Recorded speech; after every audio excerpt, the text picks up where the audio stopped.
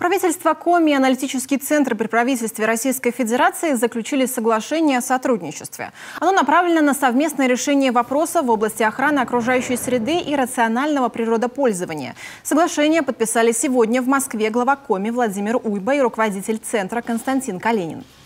Я очень рад, что сегодня мы подписываем для нас очень важное соглашение. Почему? Потому что Республика Коми – это уникальная территория Российской Федерации, где экология стоит на первом месте. Мы сегодня говорим об одном из направлений развития туризма, как экотуризм, и на территории Республики Коми это действительно будет иметь колоссальное развитие, поскольку, по сути, ничего делать-то не надо. Надо там только создать экотропы, да, с тем, чтобы не носить вред природе, куда туристы будут совершенно точно приезжать, потому что у нас есть направление, там, не случайно они под охраной ЮНЕСКО, там, девственные леса Коми, и это действительно места, они на самом деле девственные, и их действительно надо оберегать.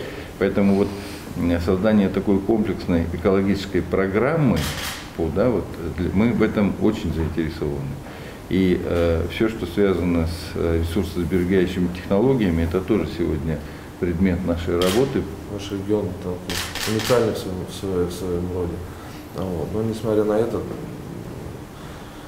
исторически так сложилось, там бывает нефть, бывает уголь. Да.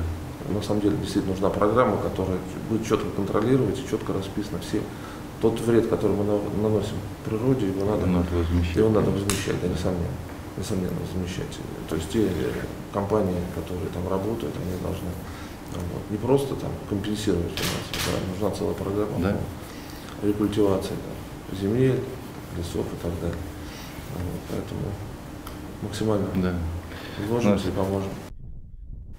Первоочередные задачи – это создание комплексной программы по охране окружающей среды, ориентированной на ликвидацию экологического ущерба, накопленного в результате деятельности, в первую очередь добывающих и лесоперерабатывающих предприятий, а также информационных ресурсов, которые позволят эффективно мониторить ситуацию, проводить оценку рисков и предупреждать экологические инциденты в будущем.